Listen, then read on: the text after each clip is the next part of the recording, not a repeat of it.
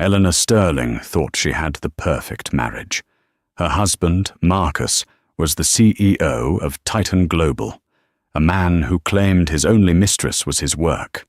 On a Tuesday morning, he kissed her goodbye, claiming he was flying to Tokyo for the most critical merger of his career. He looked her in the eye and promised to call the second he landed. But he never made it to Tokyo. 6 hours later, while scrolling through social media, Elena stumbled upon a live stream of a lavish wedding in Lake Como. And there, standing at the altar in a Tom Ford tuxedo, wasn't a stranger. It was Marcus. He wasn't on a business trip. He was marrying his mistress. And Eleanor? She was about to become his worst nightmare. The air in the penthouse on 57th Street was always cold, no matter how high Elena turned up the thermostat. It was a sterile kind of cold, smelling of white lilies and expensive leather. Elena Sterling tightened the silk belt of her robe, watching her husband, Marcus, adjust his tie in the hallway mirror. Marcus was 45, but he wore his age like a weapon, distinguished, sharp, and intimidating. He was the face of Titan Global, a venture capital firm that ate smaller companies for breakfast. Elena had been by his side for 12 years, ever since he was just a hungry broker with a jagged ambition and a cheap suit. She had built him up, smoothed his edges, and connected him with the old money families he needed to survive. "You're going to be late," Elena said softly, stepping forward to fix his collar. Marcus didn't flinch, but he didn't lean into her touch either. He checked his watch, a Patek Philippe Nautilus she had bought him for their 10th anniversary. It was worth more than most people's houses. "The jet is waiting," Marcus said, his voice clipped. "Tokyo is a long flight, Elle. I need to review the merger files on the way." "Tokyo," she repeated, a strange knot forming in her stomach. She couldn't explain it, but the air felt heavy today. "Are you sure you have to go personally? Can't Julian handle the Japanese investors?" Marcus finally looked at her. His eyes were a piercing blue, usually cold, but today they held something else. Impatience? Guilt?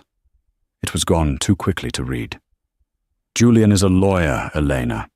He's not a closer. If I don't close this deal, the stock plummets. I'm doing this for us, for the future." He leaned in, placing a quick, dry kiss on her forehead. "I'll be back on Monday.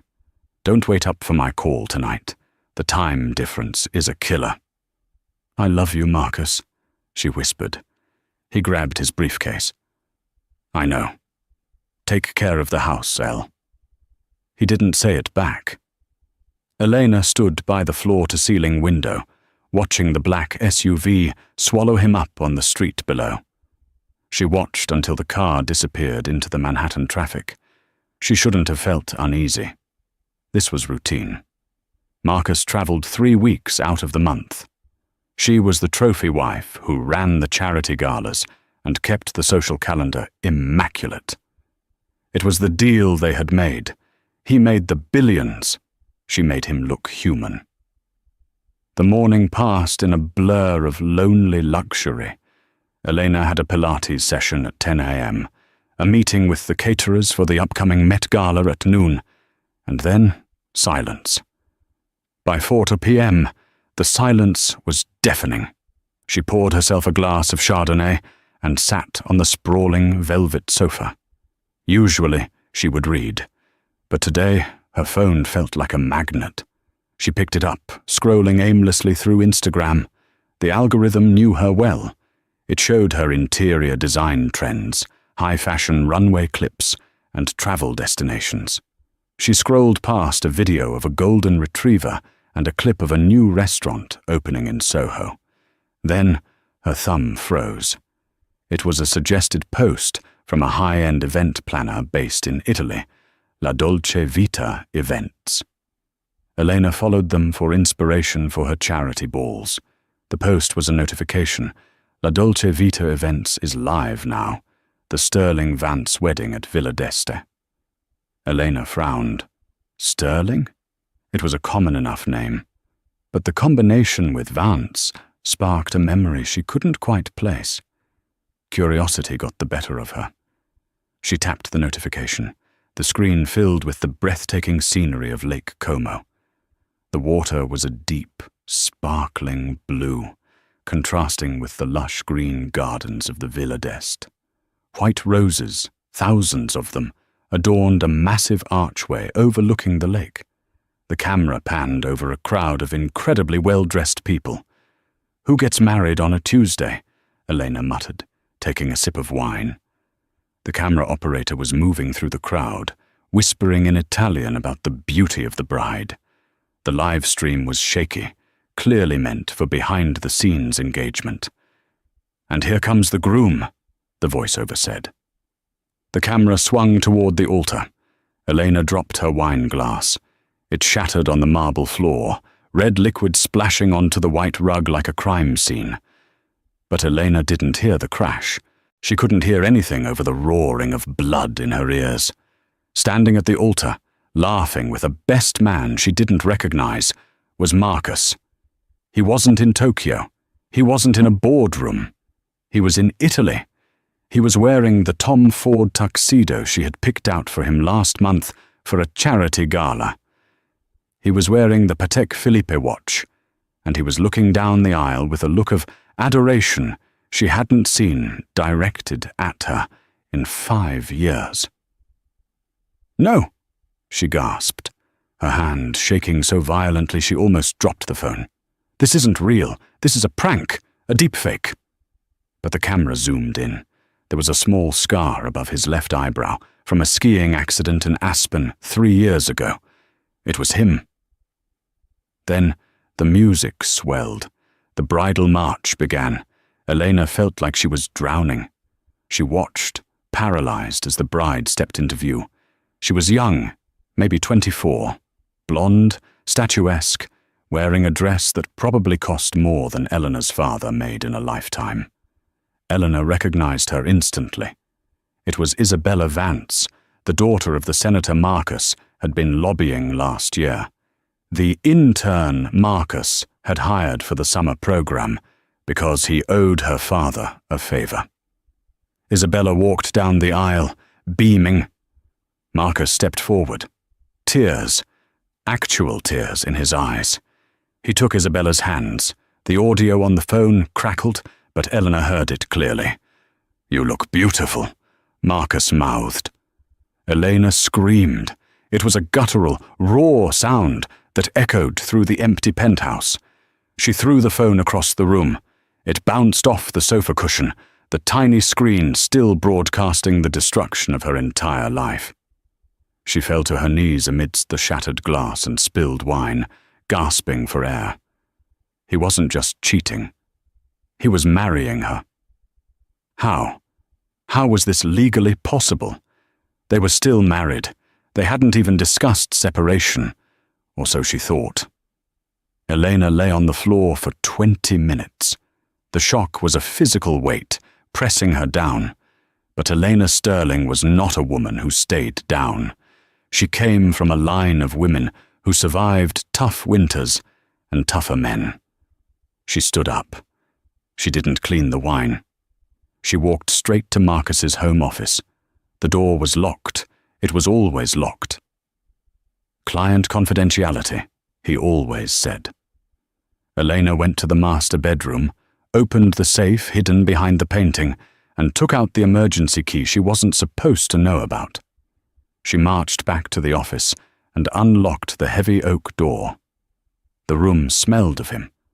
Sandalwood and deception. She sat at his desk and opened his laptop. Password protected, of course. She tried his birthday. Incorrect. She tried the date of the company founding. Incorrect. She paused, thinking of the woman on the screen. Isabella Vance. She typed Isabella. Access granted. The desktop flickered to life. Elena felt bile rise in her throat, but she swallowed it down. She didn't have time to be sick. She needed answers. She navigated to his personal email. It was all there. The flight confirmations to Milan, not Tokyo. The invoices for the Villa d'Este, the jewelry receipts from Cartier, a diamond necklace for Isabella worth $250,000, purchased on the same day. Marcus told Elena they needed to cut back on household expenses because the market was volatile. But that wasn't the smoking gun. She needed to know how he was marrying her without committing bigamy.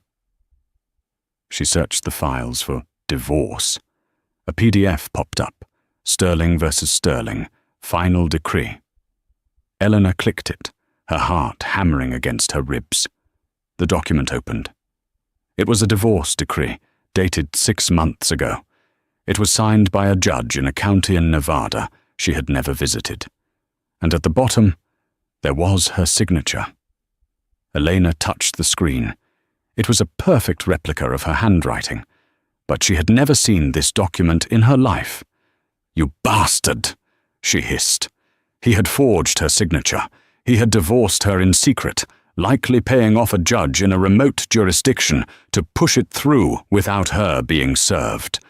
In the eyes of the law, she had been divorced for half a year. She was living in his house as a guest. She had no rights to his assets, no claim to his fortune, and no idea she was single. He had planned this perfectly. He wanted to marry the senator's daughter to secure political leverage for his firm, but he didn't want the messy publicity of a high-profile divorce war. So, he simply erased her. She was going to be kicked out. Probably when he returned from his honeymoon. He would likely have security waiting to escort her out of the penthouse she had designed. Elena leaned back in the chair, a cold calm washing over her. The tears had stopped. She looked at the time. It was 10 p.m. in Italy. The reception would be starting. He was probably making a toast right now, charming the senator, laughing with his new bride. She grabbed her phone from the living room. The screen was cracked, but it still worked. She dialed a number she hadn't used in years. "Hello?" A groggy voice answered. "Julian," Elena said. Julian Thorne was Marcus's former partner, the man Marcus had pushed out of the company 5 years ago, stealing his intellectual property and leaving him with pennies. Julian was a brilliant forensic accountant who was currently drinking himself to death in a small apartment in Queens. "Elena?" Julian sounded confused. It's been years.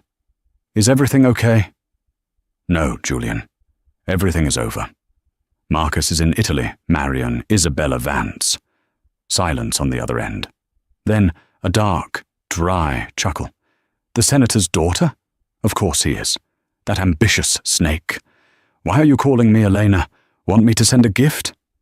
"He forged my signature on divorce papers, Julian. I've been divorced for 6 months and didn't know it." The laughter stopped abruptly. "That's fraud. Serious fraud. But proving it against Marcus. He owns the judges, Elena.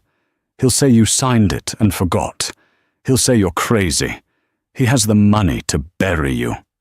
"I know," Elena said, her voice turning to steel. "I don't want to sue him, Julian. Not yet."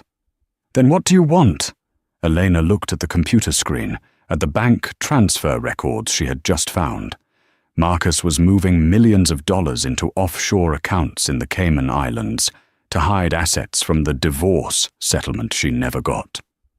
"I want to ruin him," Elena said.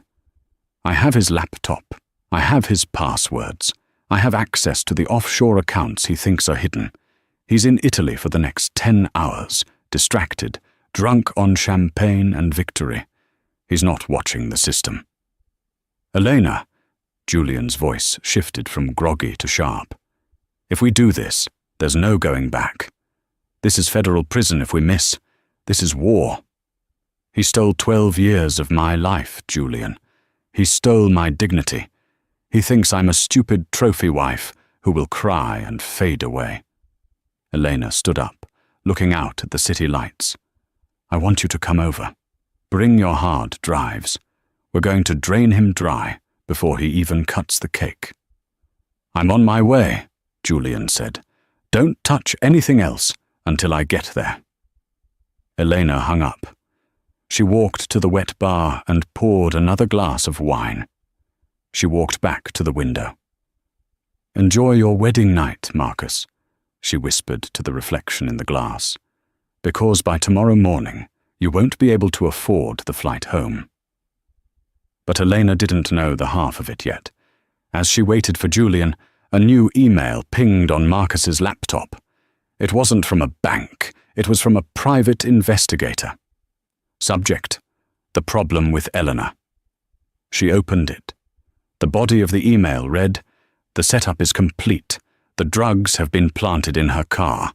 As soon as you give the signal from Italy, we'll make the anonymous tip. She'll be arrested for trafficking before you land. Custody of the house will transfer to you immediately, due to the morality clause in the prenup." Elena's hand flew to her mouth. He wasn't just going to leave her. He was going to frame her. He was going to send her to prison to ensure she could never contest the fake divorce. This wasn't just a breakup. This was a hit. The intercom buzzed. "Mrs. Sterling?" The doorman's voice came through. "There are 2 police officers here to see you. They say they have a warrant to search your vehicle." They were early. Elena looked around the room. She was trapped. If she went down there, it was over. She grabbed the laptop, the hard drive, and her passport.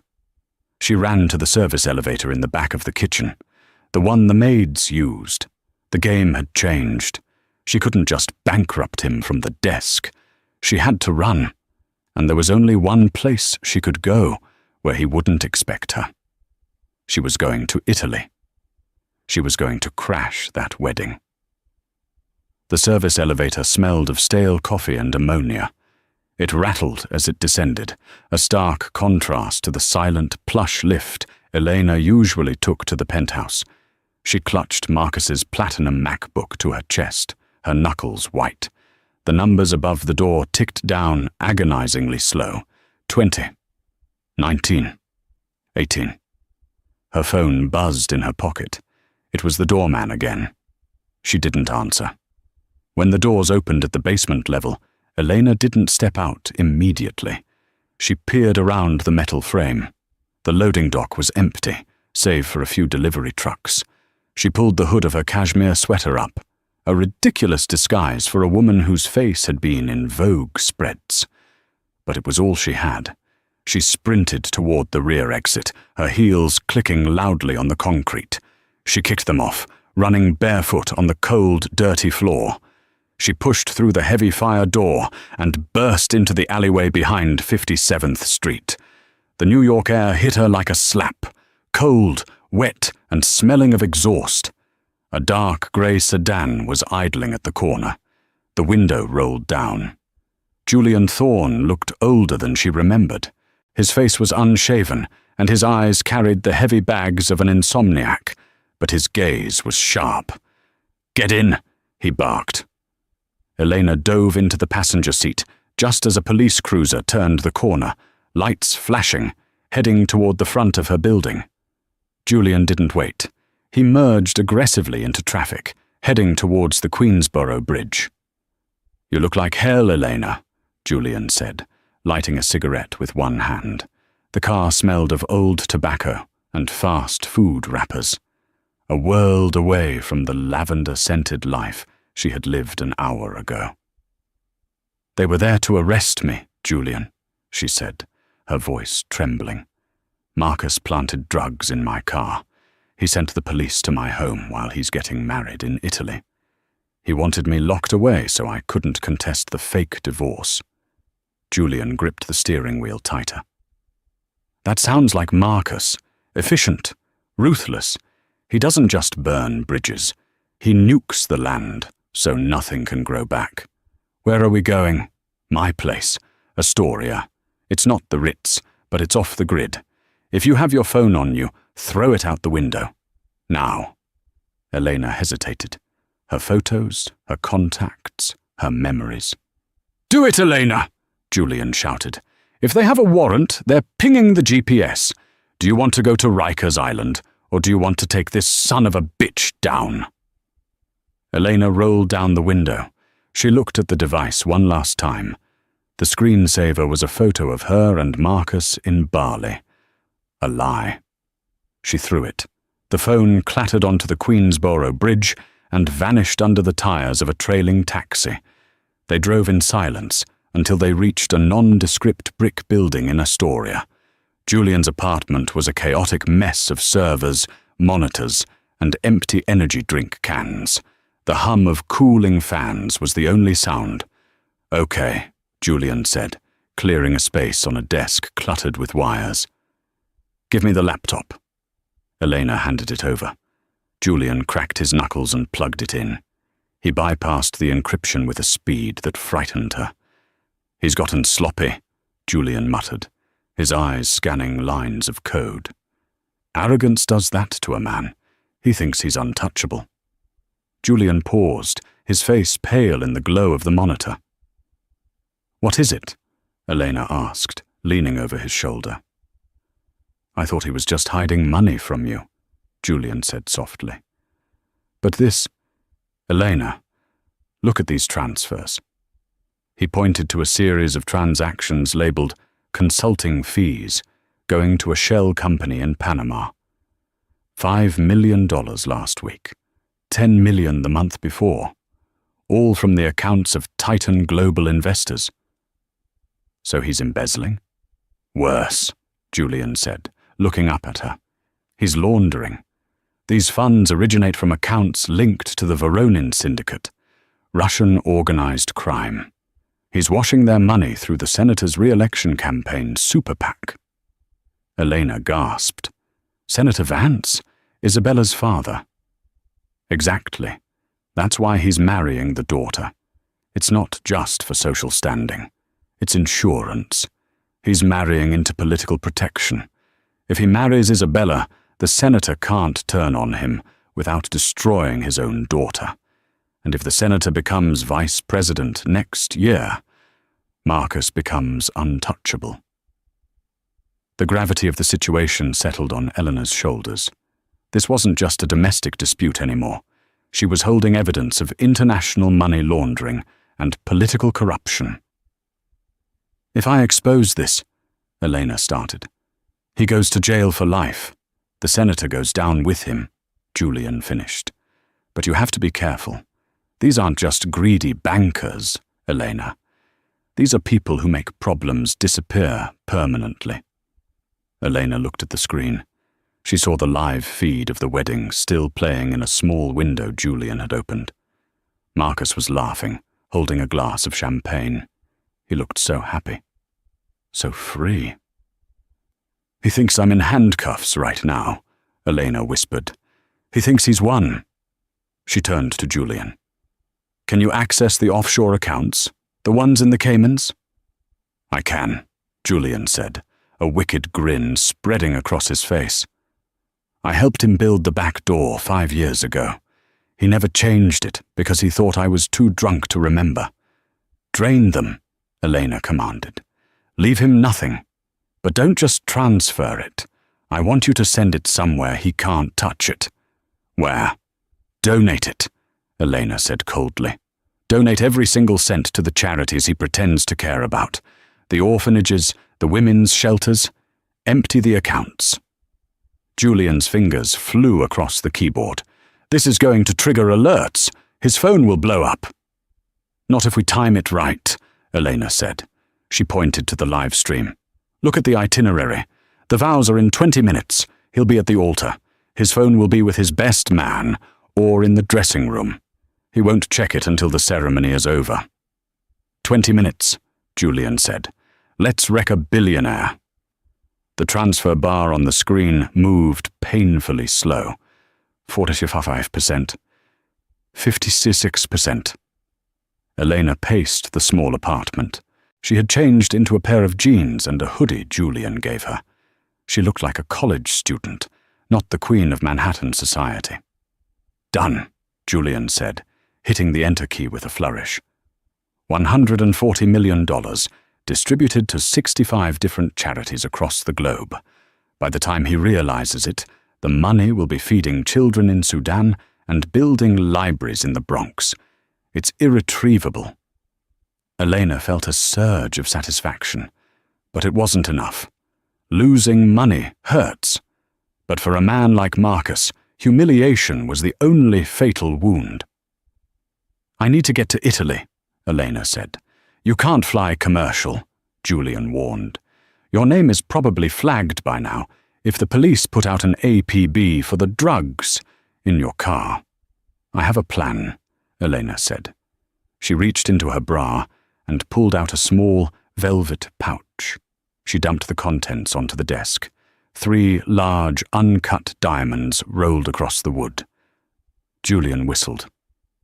"Are those real?" "They were investments. Marcus told me to keep in the safe in case of a market crash. Unregistered stones, no paper trail." She picked one up. "I know a pilot in New Jersey. He flies cargo runs to Europe off the books. He owes me a favor from when I got his daughter into Juilliard." "Elena," Julian said, standing up, "you're going into the lion's den. If you show up there—" "I'm not just going to show up, Julian. I'm going to end it." She grabbed the laptop. "I need this. The evidence of the laundering." "Take it," Julian said. "I made a copy on a cloud server just in case. If you don't call me in 24 hours, I send everything to the FBI." Elena hugged him, a fierce, desperate embrace. "Thank you, Julian." "Give him hell, El."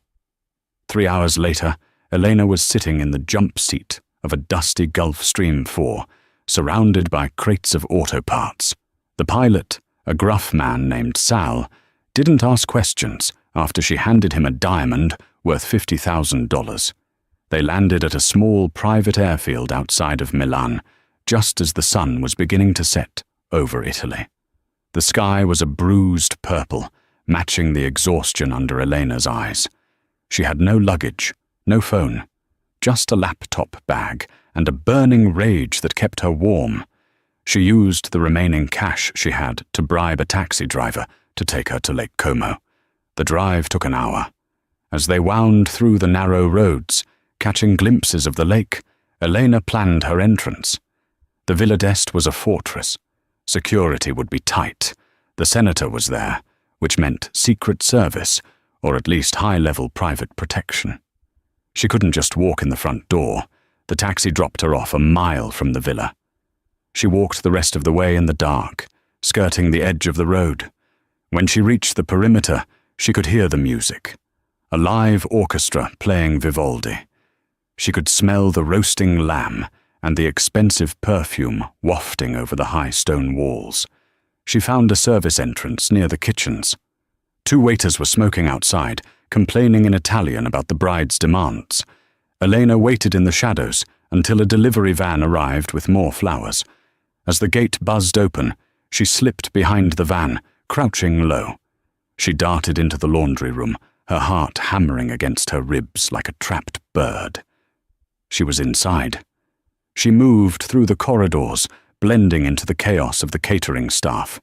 She grabbed a discarded black apron and tied it over her hoodie, grabbing a tray of empty champagne flutes to look busy. She made her way toward the terrace. The scene was even more opulent than it had looked on the phone. Crystal chandeliers hung from the trees. The guests were seated at long tables adorned with gold cutlery. And there, at the head table, sat Marcus and Isabella. Isabella was laughing, her hand resting possessively on Marcus's arm. Marcus looked relaxed, swirling his wine. He had no idea he was broke. He had no idea the FBI was probably receiving Julian's file right now. Eleanor ditched the tray behind a statue. She took off the apron. She smoothed her hair. She wasn't going to hide anymore. She stepped out of the shadows and onto the illuminated dance floor, just as the band struck up the chords for the first dance. The singer crooned, "At last." Marcus stood up, offering his hand to Isabella. The crowd applauded politely. Elena walked straight toward them. The first person to notice her was the senator. He was sitting next to the bride, and his face went from jovial to ashen white in a second. He nudged his security guard, but it was too late. Elena stopped 10 feet away from the happy couple. The music didn't stop immediately, but the hush that fell over the nearby tables rippled outward like a wave. People turned. Whispers started. Marcus, sensing the shift in the room, turned around. His smile froze. It didn't fade. It just solidified into a mask of pure horror. He looked like he was seeing a ghost. "Marcus," Elena said. Her voice wasn't loud, but in the sudden silence, it carried perfectly. "Elena," he choked out. You're supposed to be." "In jail?" Elena finished for him, arching an eyebrow. "Sorry to disappoint you, darling, but the traffic in New York was murder." Isabella looked between them, confused. "Marcus? Who is this? Why is she dressed like a homeless person?" Eleanor laughed. It was a cold, sharp sound. "I'm his wife, Isabella. Or I was, until he forged my signature on a divorce decree so he could marry you and wash your father's dirty money." The crowd gasped. A glass dropped somewhere in the back. Marcus's face turned red. He stepped forward, his fists clenched. "Security! Get this woman out of here! She's mentally unstable! She's a stalker!" 2 large men in suits started moving toward Elena. "I wouldn't touch me if I were you," Elena said, raising her voice. She reached into a bag. The security guards drew their weapons, thinking she had a gun. Instead, she pulled out the laptop. She held it up like a shield. "This computer contains the full ledger of the Voronin Syndicate's transfers into the Friends of Vance Super PAC," she announced, turning to the crowd and to the cameras that were still live streaming. "It also contains the proof that Marcus Sterling just lost $140 million of your investor money about 2 hours ago." Marcus lunged at her. "Give me that!" But before he could reach her, a voice boomed from the entrance of the terrace. "Carabinieri! Nobody move!" Elena smiled. She hadn't called the Italian police, but Julian must have tipped off Interpol. The flashing blue lights reflected off the calm waters of Lake Como, painting the white roses in shades of emergency neon. Marcus stopped, looking from Eleanor to the police, then to the lake. He was trapped. But Marcus Sterling was a cornered animal, and animals bite. He grabbed a steak knife from the table and grabbed Isabella, yanking her in front of him as a human shield. "Back off!" he screamed, the veneer of the sophisticated CEO shattering completely. "I'll kill her! I swear I'll kill her!" The senator screamed. The guests scrambled, overturning tables. Elena stood her ground, the laptop still in her hand. She looked Marcus dead in the eye. "It's over, Marcus," she said calmly. "You can't buy your way out of this one." The silence on the terrace was absolute, broken only by the frantic lapping of water against the stone dock and the ragged breathing of Marcus Sterling. He held the steak knife pressed against the throat of Isabella Vance, the woman he had sworn to love and cherish just minutes ago. Now, she was nothing more than a meat shield. "Back up!" Marcus screamed, his voice cracking. "I want a boat. I want a pilot. And if anyone follows me, she bleeds." Senator Vance was on his knees, weeping. "Marcus, please! That's my daughter! We can fix this! I can make calls!" "You can't fix this!" Marcus spat, sweat dripping down his forehead, mixing with the spray of the lake. "She ruined it. She took the money. The Voronins will skin me alive." Elena stood 10 feet away, unmoving. The wind off the lake whipped her hair across her face, but she didn't brush it away. She watched the man she had devoted 12 years to, seeing him truly for the first time. He wasn't a titan of industry.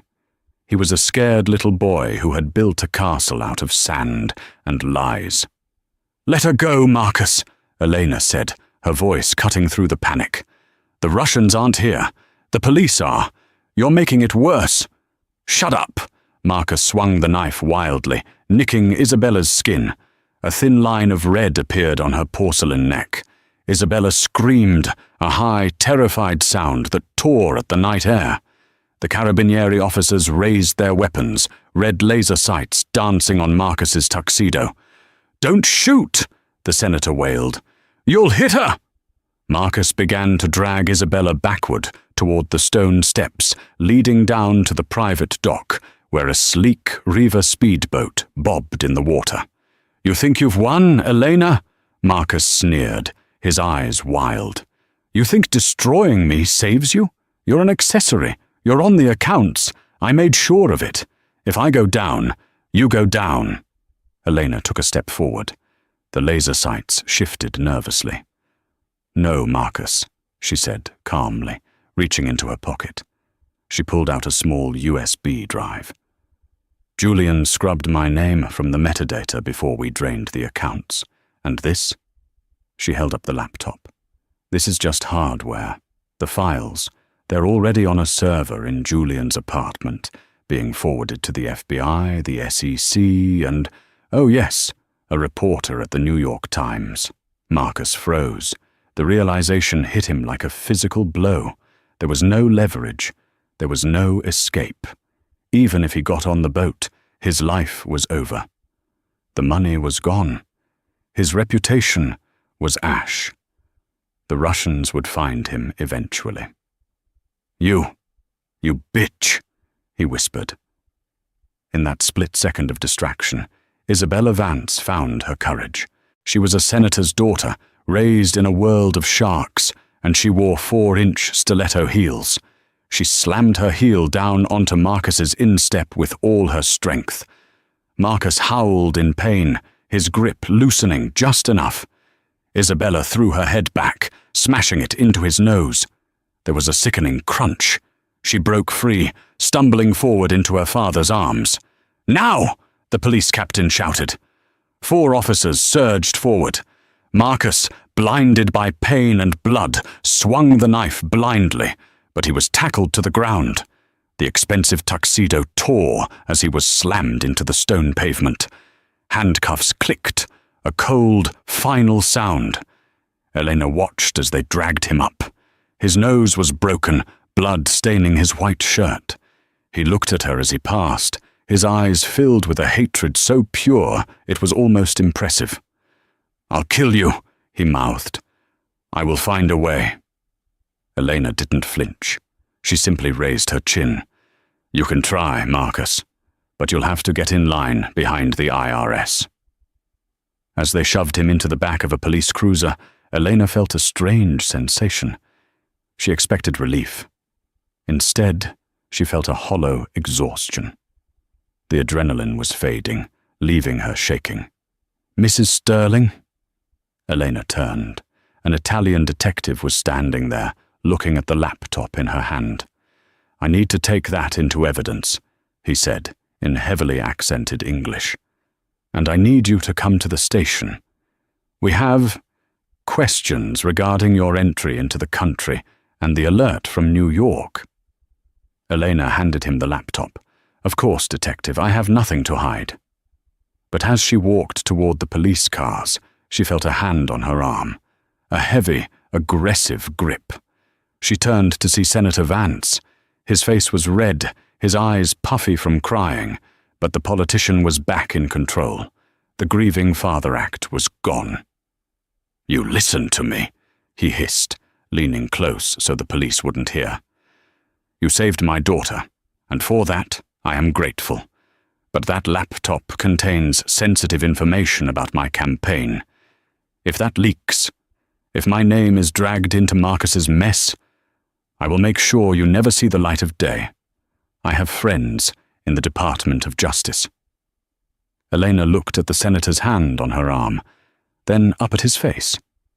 She smiled, but it didn't reach her eyes. "Senator," she said softly, "I just took down a billionaire and the Russian mob in one night while wearing a hoodie. Do you really want to threaten me right now?" She pulled her arm free. "And besides," she added, walking away, "the email to the Times, It was scheduled to send automatically if I didn't enter a code by midnight. It's 12:05.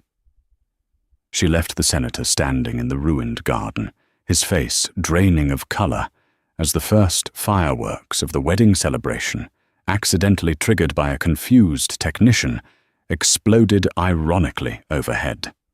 The holding cell in Milan was cleaner than Eleanor expected, but it was still a cage. She had been sitting on the metal bench for 6 hours. The adrenaline had long since crashed, leaving her shivering in her thin hoodie. She wasn't under arrest, technically. She was being detained for questioning. But she knew what was happening. The frantic international phone calls, the jurisdictional war between the Italians, the Americans, and the powerful people trying to bury the story. At 7 a.m., the heavy metal door buzzed open. Elena looked up, expecting a lawyer or a detective. Instead, a woman walked in. She was dressed in a sharp navy suit, carrying a briefcase. She looked American. "Mrs. Sterling," the woman said, sitting opposite her. "I'm Agent Miller, FBI, Financial Crimes Division." "Am I going home, Agent Miller?" Elena asked, her voice hoarse. "That depends," Miller said, opening a file. "You caused quite a mess last night. You exposed a massive money laundering ring. That makes you a whistleblower. But you also illegally accessed bank accounts, transferred funds without authorization, and fled the jurisdiction of New York while under suspicion of drug trafficking." "The drugs were planted," Elena said instantly. "Marcus set me up." "We know," Miller said, her expression softening slightly. "We found the text messages on Marcus's phone. He was remarkably explicit with his private investigator. The charges in New York are being dropped as we speak." Elena let out a breath she felt she had been holding for 2 days. "So I'm free?" "Not exactly. You're a witness, a very high-value witness. The Voronin Syndicate is not happy. We need to put you in protective custody until the trial." "I don't need protection," Elena said. "I need to finish this." "It is finished, Mrs. Sterling. Marcus is in solitary confinement. His assets are frozen. The senator is resigning within the hour. You won." "No," Elena said, standing up. "He's in jail, but he's not finished.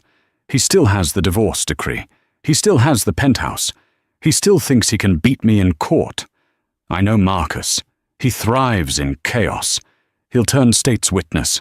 He'll give you the Russians in exchange for a light sentence, and he'll walk away with his hidden crypto accounts that Julian couldn't find." Agent Miller raised an eyebrow. "Crypto accounts?" "Marcus is paranoid," Elena said, pacing the small cell. "He kept a cold wallet, a physical drive. It wasn't in the safe, and it wasn't on the laptop. Where is it?" "It's in the one place nobody looks," Elena said.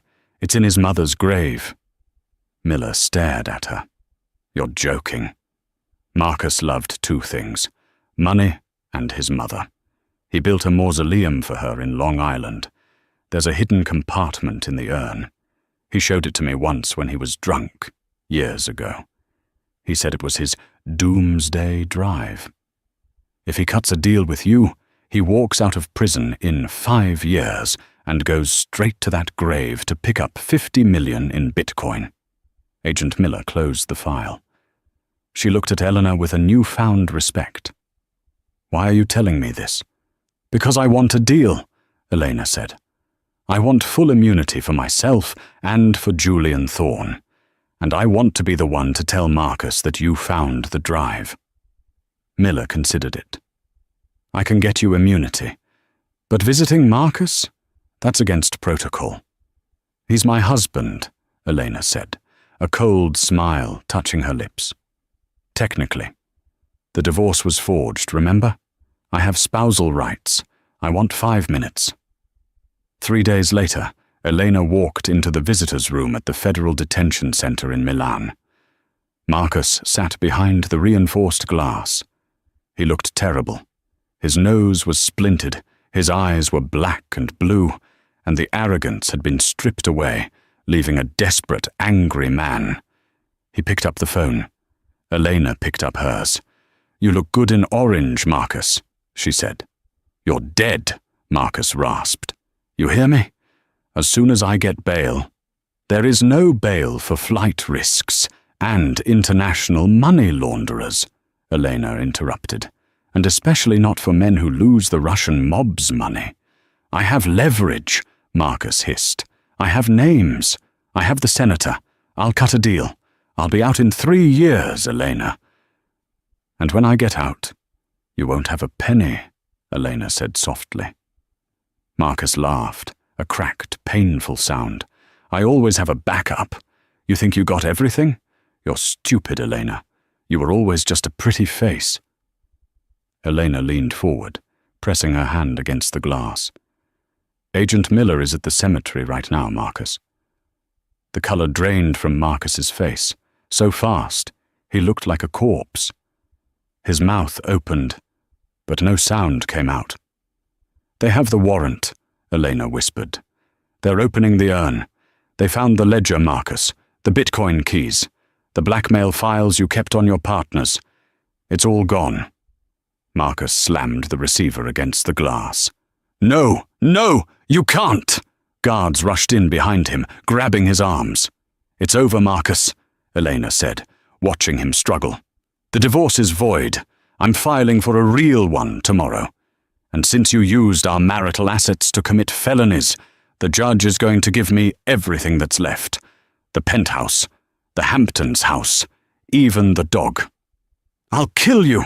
Marcus screamed as the guards dragged him away from the glass.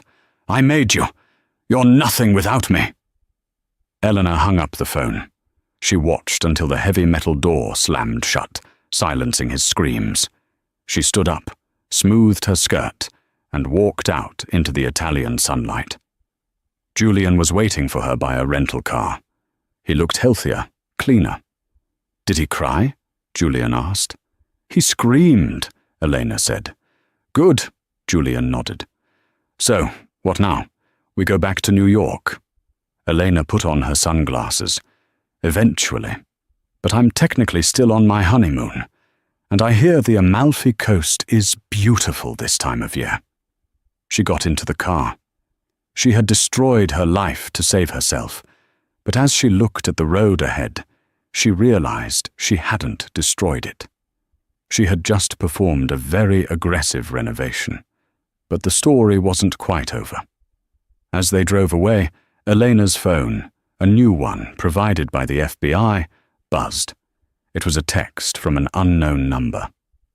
"You took the Queen off the board, but the King is still in play. We need to talk." V.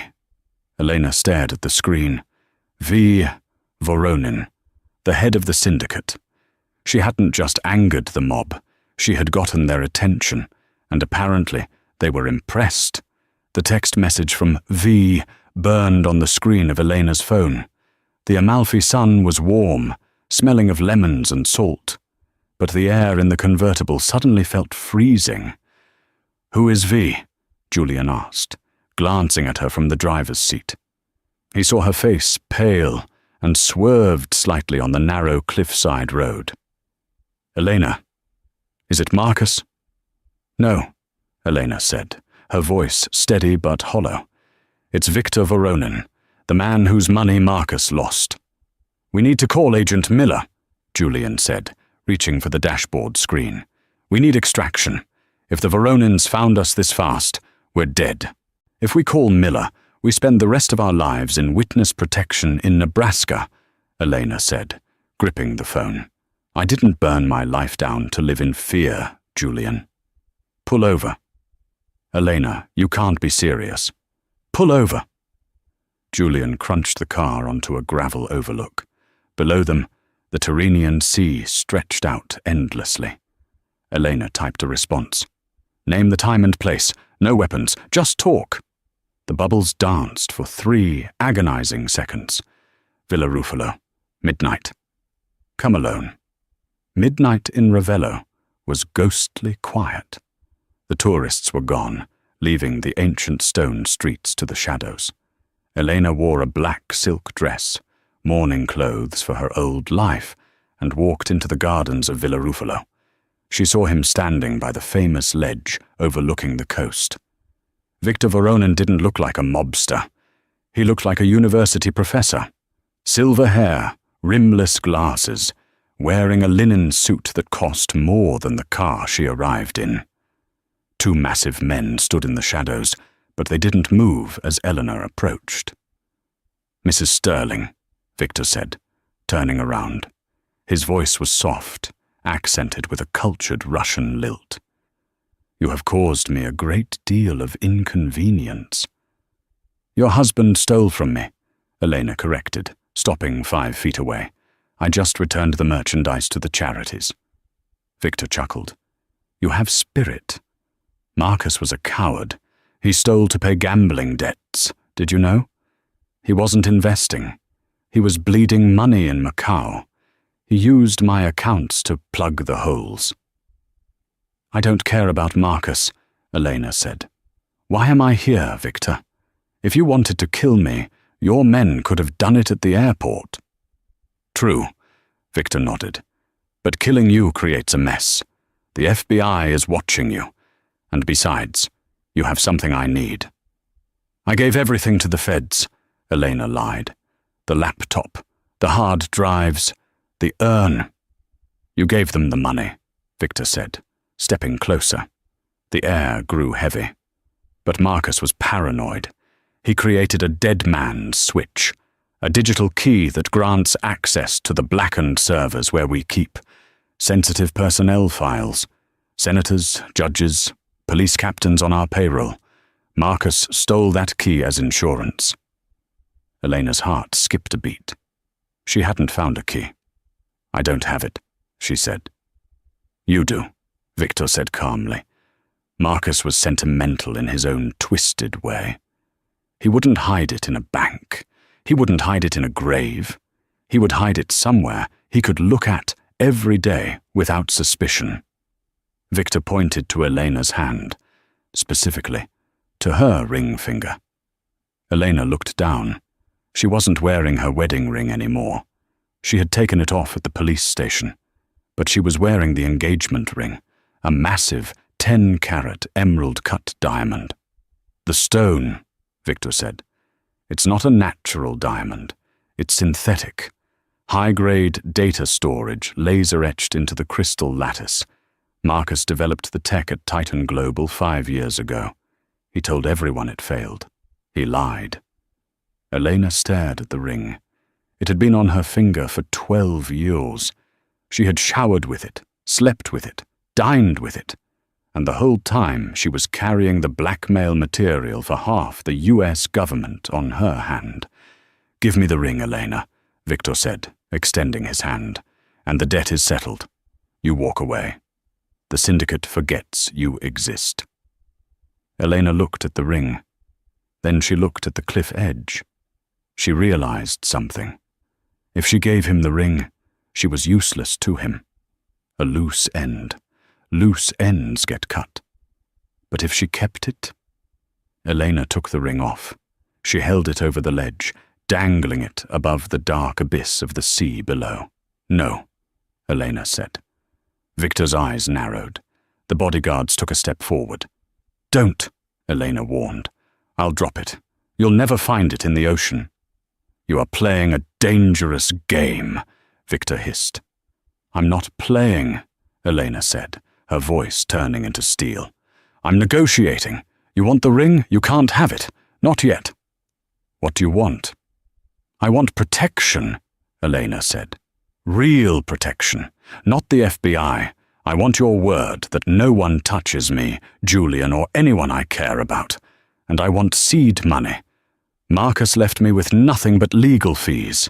I need $5 million deposited into a Swiss account by morning." Victor stared at her for a long time.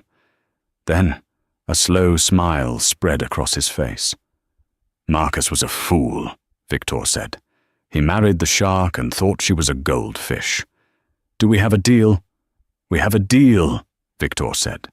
"Keep the ring." As long as you have it, you are safe. If you ever try to decrypt it, we will know." "I have no interest in your secrets, Victor," Elena said, sliding the ring back onto her finger.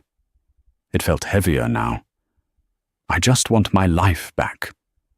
"You have no life to go back to," Victor said, turning to leave. "But you have a future. Goodbye, Mrs. Sterling." He vanished into the shadows.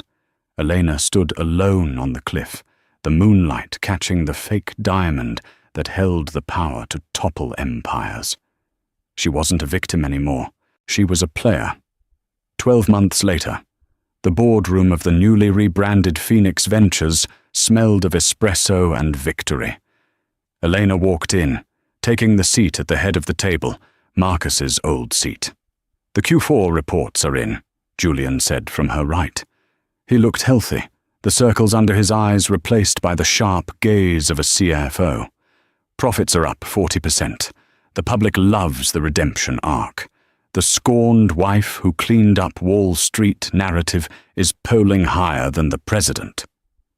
"Good," Elena said, checking her simple Cartier watch. "What about the Lake Como property?" "Sold to a hotel chain," Julian grinned. "We made a killing."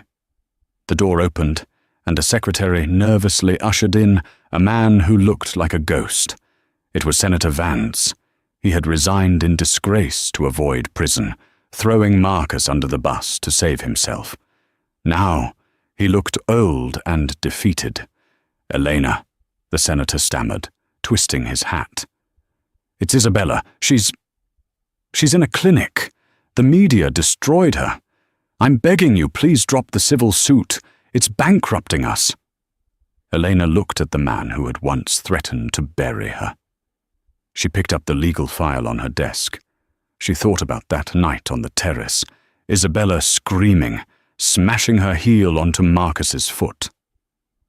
"She saved my life that night," Elena said quietly. She ripped the file in half and dropped it in the trash. "Consider the debt paid.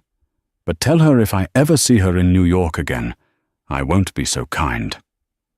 The senator sobbed with relief, hurrying out before she could change her mind. "You're getting soft," Julian teased. "No," Elena smiled, grabbing her coat. "I'm just finished with the trash. I have one last stop to make." The visitation room at the ADX Florence Supermax prison was cold and grey. Marcus sat behind the reinforced glass, looking thin and hollow. The arrogance was gone, replaced by a desperate twitch. Elena picked up the phone. "Hello, Marcus." He squinted at her. "You came to gloat?" "No," she said. She held up a photo against the glass. It was her on the cover of Forbes, the headline reading, "The New Titan." "I came to say thank you." Marcus blinked, confused. "What?" "If you hadn't betrayed me," Elena said, leaning in, "I would still be that pathetic woman waiting for you to call. You freed me, Marcus. You forced me to become a shark to survive. You created your own monster, and she's doing just fine." She hung up the phone and turned to leave.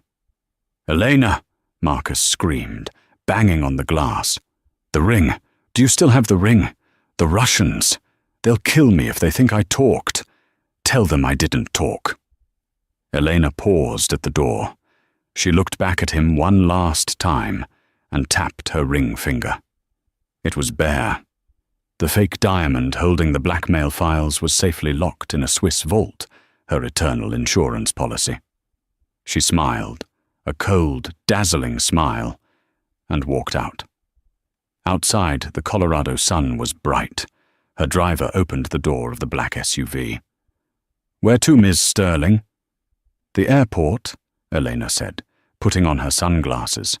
"I have a business trip to Tokyo, and this time I'm actually going." And that is the story of Elena Sterling, the woman who refused to be a victim. It's a reminder that sometimes the person you trust the most is the one holding the knife, and the only person who can save you is yourself. If this story kept you on the edge of your seat, please hit that like button. It really helps the channel grow. What would you have done if you were Elena? Would you have kept the ring or thrown it in the ocean? Let me know in the comments below. And don't forget to subscribe and ring the bell so you never miss a new story. Thanks for watching.